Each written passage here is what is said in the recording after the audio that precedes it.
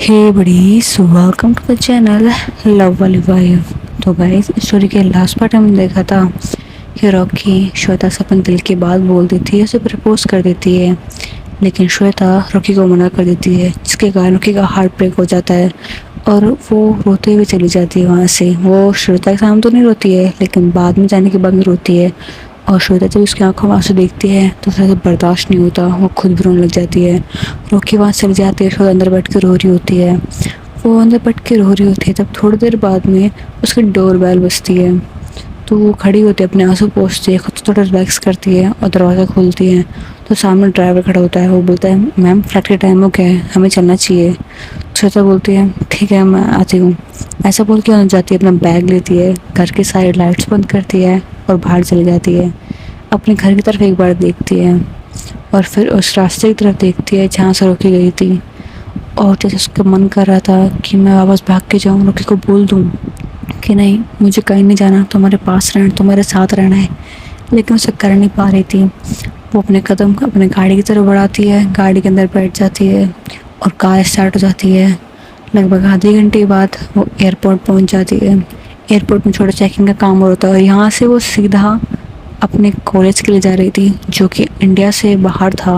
वो अपने घर पे भी नहीं जा रही होती है। वो पढ़ाई के लिए इतनी डिटरमाइन थी कि वो अपने घर पे ऊपर जाके बोलना नहीं चाहती थी। उसकी फैमिली उससे मिलने आ जाती, लेकिन वो नहीं जाएगी।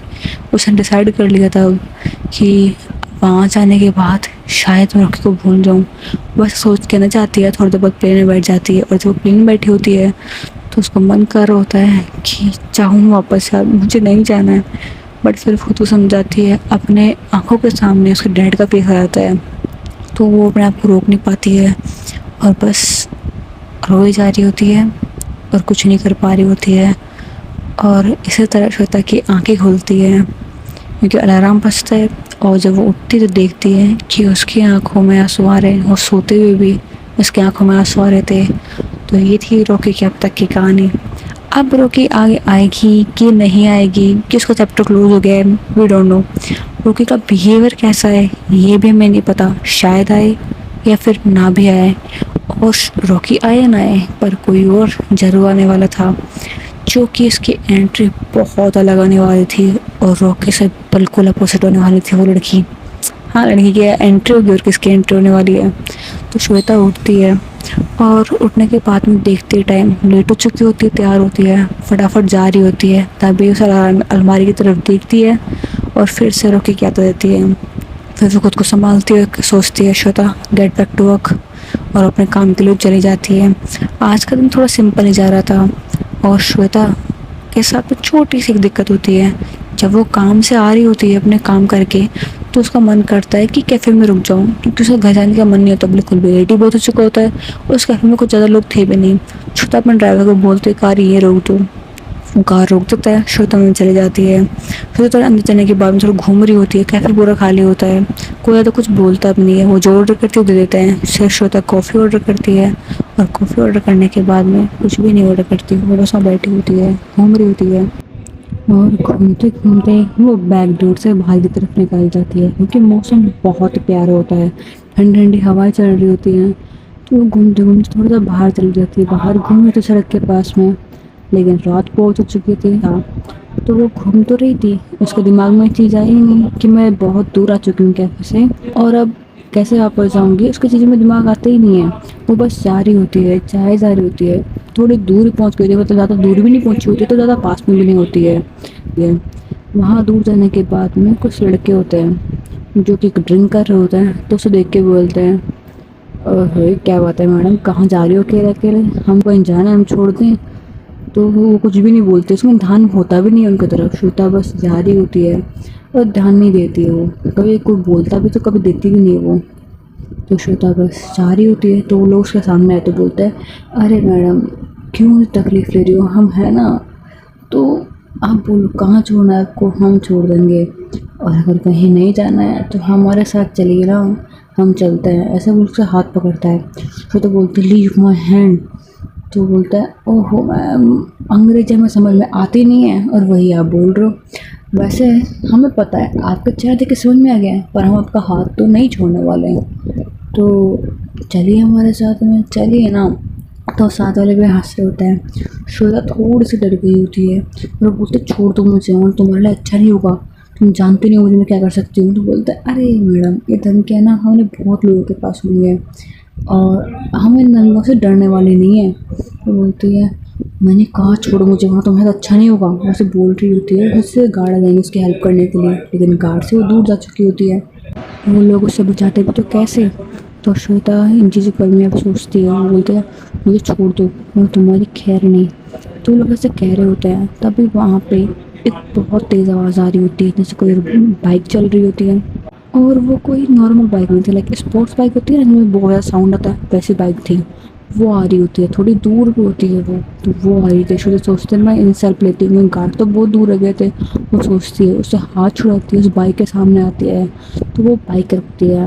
उसमें बाइक पे जो भी होता है उसने टोटल ब्लैक कपड़े डाल रखे थे, सर पे एक ब्लैक हेलमेट था, हेलमेट से पूरा ढका हुआ था। तो वो बोलते हैं please help me, please help.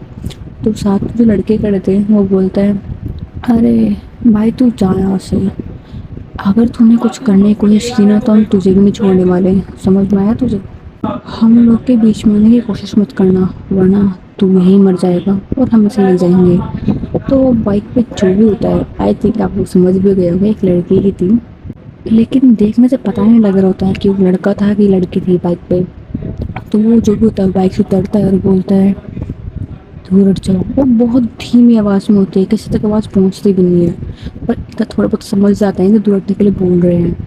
जो भी है साउंड भी क्लियर नहीं आ रहा, थोड़ी भारी आवाज़ भी लग रही थी। तो उन्हें लगता है कि लड़का ज़्यादा बोल देता है, तो एक बोलता है यार भाई इसको एक बार दिखा दे तो क्या कर सकता है। तो सूसा वाले एक चाकू निकालता है अपने पॉकेट से और बोलता है निकल जाए यहाँ से, हाँ ये तेरे अंदर इतना घोंपूंगा ना कि तू वापस किसी को देख नहीं पाएगा और सीधा ऊपर चला जाएगा। तो उन्हें बाइक लेकर निकल यहाँ से। और सामने इंसान कहाँ मारने वाला था, उसने उन चारों को बहुत बुरा पीटा और जो फाइट की है उसके बाद तो श्वेता उसे देख के हैरान थी। श्वेता बोलती है थैंक यू मेरी हेल्प करने के लिए। तो वो बाइक पे जो भी होता है वो कुछ नहीं बोलता, बस अपनी आंखों से इशारा कर देता है। और श्वेता जब उसकी आंखों की तरफ देखती है तो वो बस सोचती है कि क्या मैंने पहले से कहीं देखा है, नहीं पहली बार देख रही हूँ आई थिंक। पर ऐसा क्यों लग रहा है जैसे कभी देखा है, अपनी मिली हूँ इससे।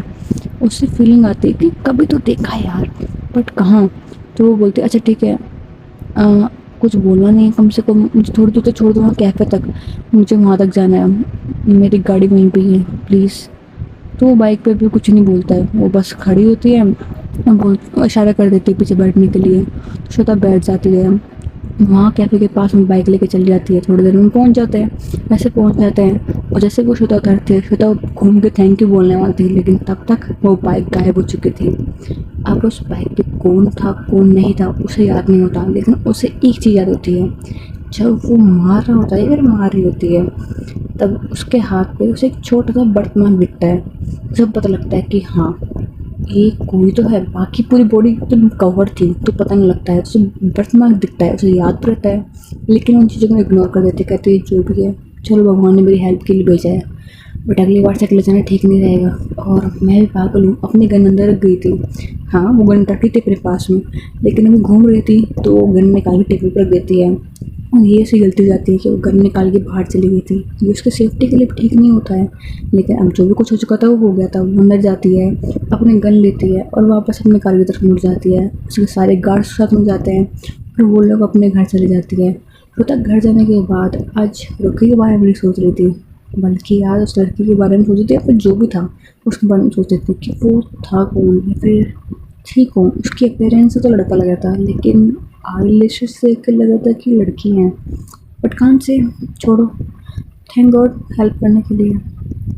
बस आई होप रुकी खुश रहे, जहाँ भी हो वो खुश हो। प्लीज़ गॉड चेंज मत कर देना। मैंने सुना है कि लोग का जब भी हार्ट ब्रेक होता है तो वो उनका बिहेवियर पूरा चेंज हो जाता है। तो प्लीज़ उसके साथ ऐसा कभी मत करना। तो बहुत अच्छी है, मेरी हीरो है, प्लीज़ इसको भी चेंज मत करना। और मन कर रहा उसके पास चली जाऊँ, अभी जा भी सकती हूँ, लेकिन इतने साल हो गए हैं, पता नहीं कितना चेंज हो गई होगी वो, और शायद मूव ऑन कर गई हो, लाइफ में उसे कोई और आ गई हो।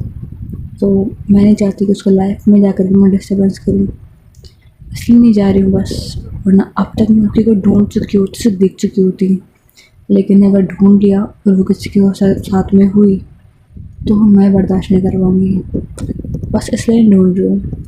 आप मुझे बुरा मत समझना, ओके गॉड। ऐसे बोल के भगवान से बातें कर रही होती है और ऐसे बातें करते करते सो जाती है। But there is something happening behind all this. वो जो भी इंसान था, या फिर वो रोकी भी हो सकती थी, कांट से वो रोकी भी हो सकती थी जिसने हेल्प की, या फिर वो जो न्यू लड़की इसकी लाइफ में आने वाली थी वो भी हो सकती थी, क्योंकि देखने से तो कुछ पता नहीं लगता, लेकिन रोकी को फाइट करना पसंद नहीं था। तो आई डोंट थिंक सो रोकी होगी, और हो सकता है कि वो नई लड़की है उसकी लाइफ में आने वाली हो, उसकी एंट्री बस होने ही वाली थी। तो श्वेता वहाँ बैठी होती है, सोच रही होती है सारी चीज़ें, सो जाती है। अगले दिन श्वेता जब उठती है तो आज उठने के बाद थोड़ा सा हैप्पी फील कर रही होती है, पता नहीं क्यों, बस अंदर से हैप्पीनेस फील हो रही है थोड़ी बहुत। तो वो जाती है डोर के पास में और रोकी की फ़ोटो निकालती है और बोलती है, वैसे रोकी एक बात बोलूँ तुम्हें, तुम्हारा स्टाइल ना किसी से मैच नहीं करता, लाइक किसी से भी नहीं। तुम बहुत अलग हो, तुम्हारे जैसा स्टाइल एटीट्यूड और किसी का हो ही नहीं सकता। यू आर यूनिक यार। और यहीं पे आपको थोड़ा सा इमेजिनेशन करना है। जैसे वो बोल रही होती है, बैकग्राउंड में कुछ चल रहा होता है, बैकग्राउंड में एक लड़की होती खड़ी होती है, उसने वाइट कलर की टी शर्ट पहनी होती है, शर्ट पहनी होती है और येलो कलर की एक पैंट पहनी होती है। उसके हाथ में एक येलो कोट होता है, वो उसे झाड़ती है, उसे ठीक से पहनती है और फिर एक ग्लास लेती है। चश्मा होता है, ट्रांसपेरेंट वाला होता है, नॉर्मल होता है जैसे कंप्यूटर में यूज़ करता है वैसा वाला होता है। तो उसे वो लगाती है, फिर जूड़ा बनाती है और वो एकदम कमाल लग रही होती है, बहुत प्यारी लग रही होती है। उसके फेस पे एक अलग ही एक्सप्रेशन था जिससे कि वो किलर लग रही थी। और आपको बता दूँ कि वो लड़की आपको एक ऐसा कैरेक्टर था ना, लाइक बैड एस वाला, बहुत डीप वाला, कैसे बताऊँ, एक्सप्लेन नहीं कर सकते। आप जब स्टोरी में जाओगे तो समझ जाओगे उसका कैरेक्टर कैसे था। उसे समझना थोड़ा थोड़ा नहीं बल्कि बहुत मुश्किल था। वो कुछ लोग साथ में अलग बिहेव करते थे, कुछ लोग अलग बिहेव करते थे, मतलब उसकी मर्ज़ी से बिहेव किया करते थे। अगर उनको पसंद करते उनके साथ बहुत काइंड स्वीट बिहेव करते थे, लेकिन बाकी लोगों से उसका कोई नाता ही नहीं है, उन लोगों से उसका बिहेवियर बहुत बहुत ज़्यादा डिफरेंट था। तो अब वो कहाँ मिलती, कैसे होता है, पता लग जाएगा अभी। तो रोकी को देख कर श्वेता ये बोल रही थी और वहाँ वो लड़के तैयार होते, लेकिन वो लड़के जब तैयार हुए तो शाम हो रही थी और श्वेता सुबह के टाइम बात करती। बस इमेजिन करवाने के लिए इतना किया है मैंने, ओके। तो फिर श्वेता सोचती है कि चलो लेट हो रहा है, तैयार होती है और चली जाती है। और आज इनके जो ऑफिस होता है उसके अंदर जो अभी जो कॉलेज के अंदर पढ़ रहे थे, जो आप पार्ट टाइम जॉब कर सकते हैं, उसके लिए जो वैकेंसी निकली थी पार्ट टाइम जॉब के लिए निकली थी, और साथ में कोई जो भी अपने काम करना चाहता था लाइक इंटर्नशिप, उसके लिए आ सकता था और वो जॉब भी आराम से कर लेता। लेकिन जो सिलेक्ट होगा वही कर पाएगा, और बहुत लाइक क्वेश्चन पूछा जाएगा ठीक से जवाब देंगे वही कर पाएंगे। इसमें बहुत कम लोग सिलेक्ट होते हैं और सीट भी काफ़ी कम होती है। तो उसके अंदर वही लड़की आती है और अपना नाम बताती है, ठीक से टेबल पर बैठती है, लाइक फुल स्टाइलिश हो सकते हैं उसे। वो टेबल में बिल्कुल कॉन्फिडेंट होकर बैठती है, लाइक जिसके अंदर कोई घबराहट ही नहीं थी। वो एकदम प्यार से अपने सारे सवालों का जवाब दे रही थी और बोल रही थी, सारे आंसर दे रही थी। लास्ट में उसको इंटरव्यू ले लेता है, पूछते हैं भाई तभी मैम व्हाट्स योर नेम, तो बोलता है आगे नहीं। और जब वो अपना नाम बताती है तो उसके अंदर से एक अलग ही वाइब आती है। उसका वह एटीट्यूड उसे और भी कूल और मस्त बनाता है, वो और भी बहुत प्यारी लगने लगती है। और वो जो भी इंटरव्यू ले रहे होता है उसका आंसर वो अच्छे से दे रही होती है। एक बार तो वो खुद भी पूछते हैं कि मिस आपने ग्रेजुएशन करने के बाद में एक्सपीरियंस भी ले लिया है क्या, क्योंकि आपके जिस तरीके से जवाब दे रहे हो वैसे तो लग रहा है कि आप एक्सपीरियंस भी हो। तो रागिनी बोलती है नो, अब तक मेरी डिग्री भी कंप्लीट नहीं हुई है, तो एक्सपीरियंस तो दूर की बात है। मैं एक्सपीरियंस लेने के लिए पहली बार यहीं पे आई हूँ, सो इफ़ यू पास मेरा इंटरव्यू तो मेरा एक्सपीरियंस पहली बार यहीं पे होगा।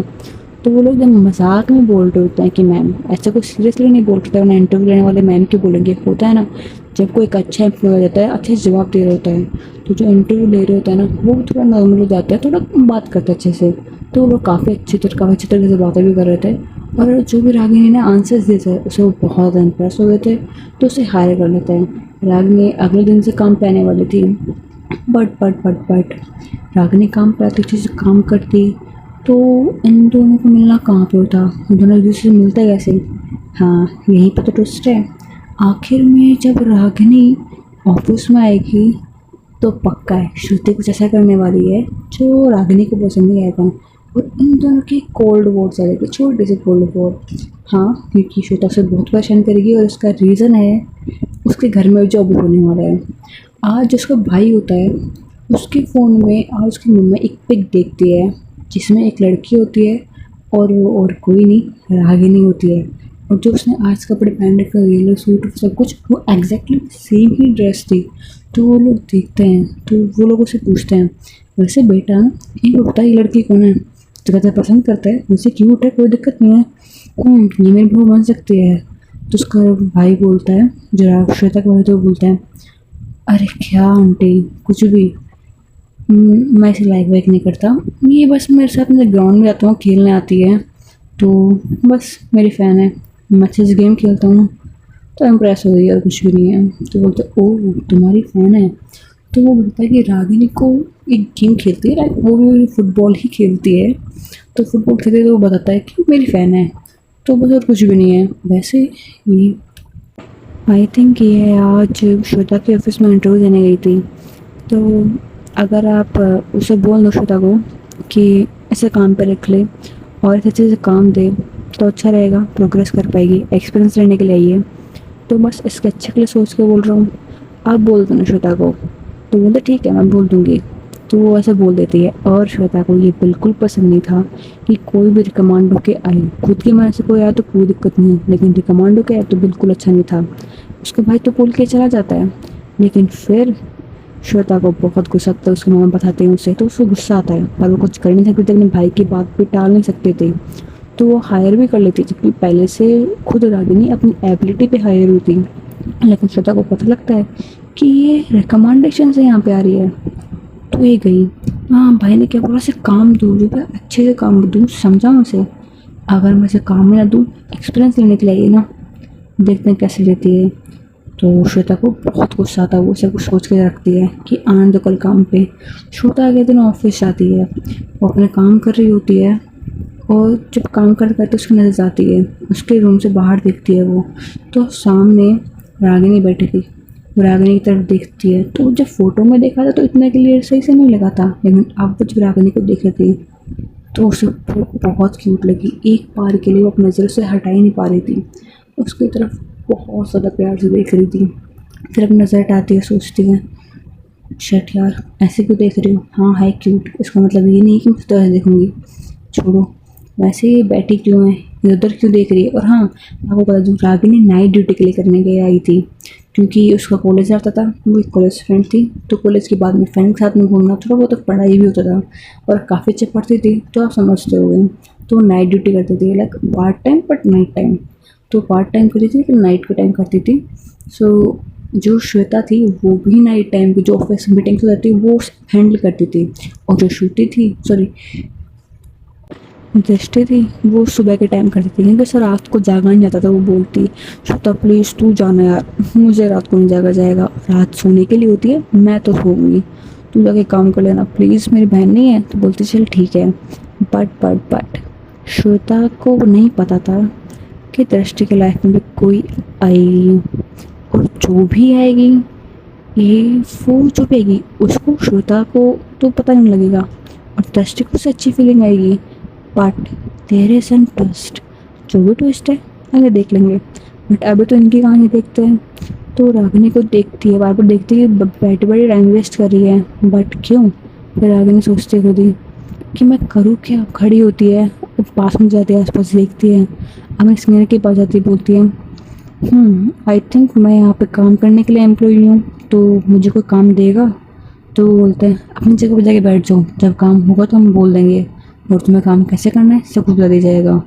तो बोलती है ठीक है, वो जाके बैठ जाती है, वो तो कुछ बोलती नहीं है, वो सोचते जो भी होगा देखा जाएगा, रहने दो। वो थोड़ी देर बोर होती है, बाद में बैग खोलते हैं, बुक्स निकाल लेती है, उसमें कुछ चीज़ देखती है, तो वो और क्या करेगी, जो चीज़ देखी थी उसे प्रैक्टिकल करने लग जाती है।